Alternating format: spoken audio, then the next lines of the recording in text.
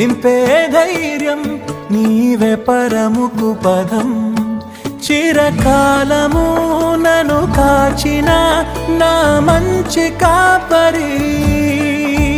కను పాపగా కాపాడి